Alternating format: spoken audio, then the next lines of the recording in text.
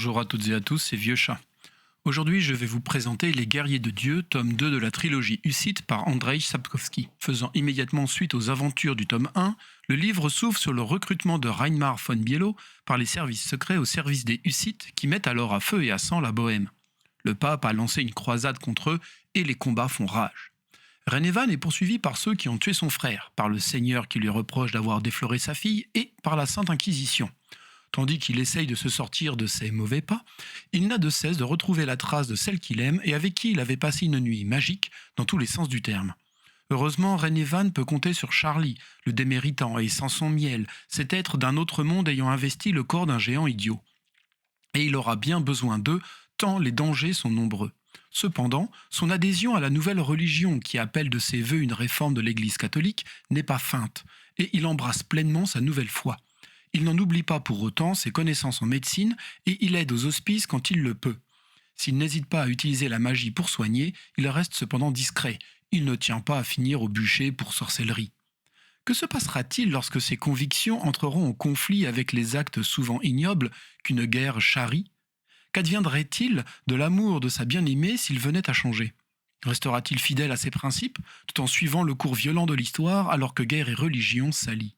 Le style de l'auteur est toujours aussi fluide et érudit. Cette érudition pourrait obérer la lecture, mais il n'en est rien dès lors que l'on accepte que cela serve à planter un décor et à le rendre le plus crédible et immersif possible. Ainsi, il n'est nul besoin de s'attarder sur la plupart des noms et titres, les personnages importants étant suffisamment bien amenés.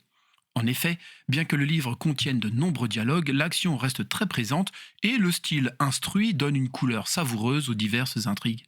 La période est riche en événements importants, ayant une influence sur les actions des personnages. Guerre, rapine, espionnage, exécution. La précision des descriptions instruit le lecteur autant qu'il le divertit. Toutefois, l'auteur se doit de détailler la politique car celle-ci influe grandement sur l'intrigue et les paramètres à prendre en compte sont nombreux. L'ouvrage allie donc le meilleur de la fantaisie et du roman historique. Chacun pourra y trouver ce qui l'intéresse. Les personnages sont toujours aussi bien caractérisés et leur lente, mais significative, évolution participe au plaisir de la lecture. Voici un extrait. Prague en pestait le sang. Rennevald renifla l'une après l'autre les manches de son pourpoint.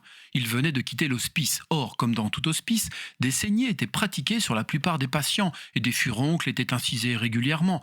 Quant aux amputations, elles avaient lieu à une fréquence vertigineuse. L'odeur du sang avait donc pu imprégner ses vêtements. Cela n'aurait rien eu de surprenant. Cependant, le pourpoint de Rennevald sentait le pourpoint, et rien d'autre. Il leva la tête, huma l'air. Depuis minuit, de la rive gauche de la Vltava, se répandait l'odeur des mauvaises herbes et des branchages brûlés dans les vergers et les vignes. Qui plus est, le fleuve dégageait des relents de limons et de charognes. Le temps était caniculaire. Le niveau de l'eau avait fortement baissé. Les berges mises à nu et les bancs de sable asséchés procuraient à la ville entière des sensations olfactives inoubliables. Cette fois néanmoins, le limon n'était pas en cause. Rennevald en était certain.